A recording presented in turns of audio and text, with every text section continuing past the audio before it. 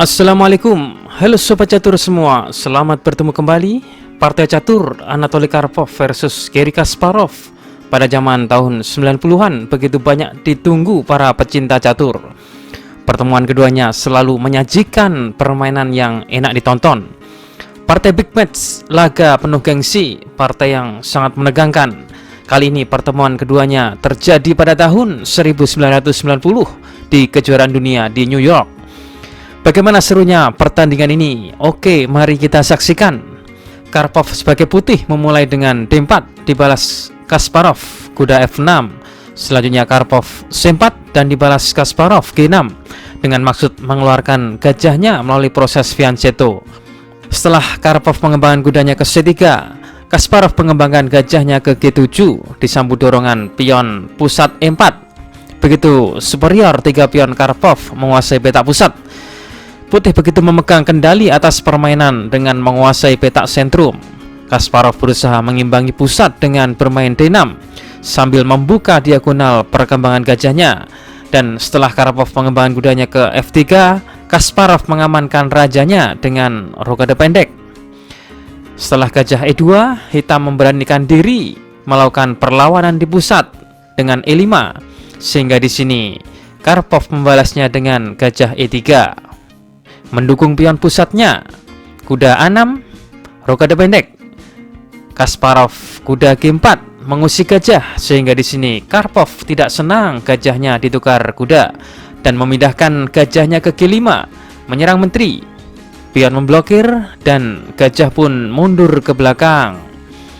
Setelah Kasparov menggeser rajanya dengan maksud menjauhkan dari diagonal ini, Karpov berupaya mengusir kuda hitam yang cukup mengganggu ini, sehingga kuda pun mundur. Pion hantam pion dan pion sikat pion. Gajah E3, kuda F7, menteri D2 dan kuda ke C5. Kuda G5 mengadu kuda, kuda makan kuda dan gajah mengambil, menyerang balik menteri. Tapi ini diblokir hitam dengan gajahnya. Lagi-lagi Karpov enggan bertukar dengan gajah kesayangannya ini dan gajah mundur. Kuda E6, gajah G4 dan dibalas H5 oleh Kasparov. Gajah makan kuda dan Kasparov mengambilnya dengan gajah. Setelah itu Karpov melakukan sentralisasi kuda. Ini gerakan yang sangat khas dari Karpov. Gerakan yang hanya mempertahankan keunggulan posisi dan ruang, meletakkan biji-bijinya secara sederhana di posisi yang menguntungkan. Melakukan gerakan pelan tapi pasti, membuat posisi unggul secara perlahan. Tidak melakukan gerakan yang meledak-ledak, yang frontal. Di sini Kasparov melanjutkan gajah H4 dan benteng bergerak ke C1, menjadikan benteng ini aktif ke file C. Setelah Kasparov menggeser rajanya ke H7, Karpov bermaksud menumpuk bentengnya di baris C. Karpov memposisikan bentengnya lebih aktif sehingga sewaktu-waktu benteng ini bergerak ke samping, misalnya, maka benteng ini akan mudah bergerak. Dibalas benteng F7 dan dilanjut B3. Karpov harus membangun rantai pion yang solid sebelum benteng ini meninggalkan ke samping, misalnya. C6 mengusir kuda sehingga satu-satunya petak pelarian kuda ini ke B4. Di sini Kasparov buru-buru menempatkan bentengnya ke D7, melindungi pion D6, sebelum Karpov menempatkan bentengnya di baris belakang dengan maksud menekan pion ini. Benteng C1 dan Kasparov memundurkan gajahnya ke F6, F4 dengan tujuan membongkar file F.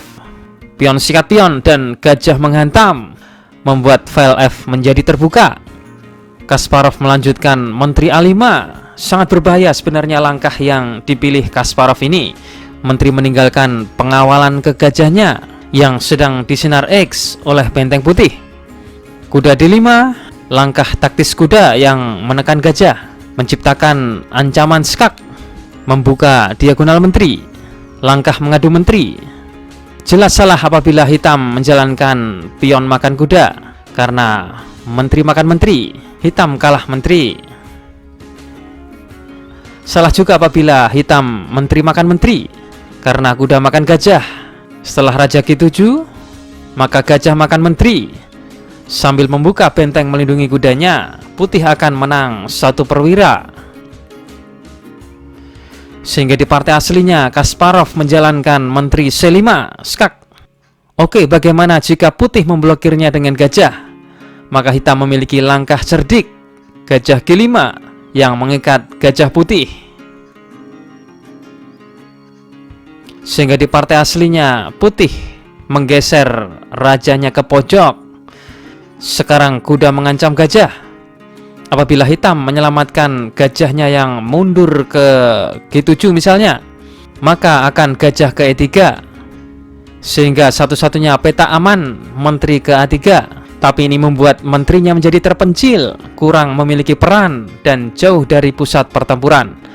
Maka kuda ini harus dilenyapkan. Gajah makan kuda. Dan pion hantam membuka ancaman ke menteri. Menteri D4, pion makan pion, pion hantam, dan benteng datang mengambil. Inilah yang membuat sekarang Karpov unggul 1 pion, yang kelak di partai akhir akan sangat berpengaruh pada hasil akhir. Benteng E8 menyerang 2 kali pion pusat putih, sehingga di sini benteng mundur. Menyerang menteri sekaligus melindungi pion. Menteri makan menteri dan gajah balik mengambil.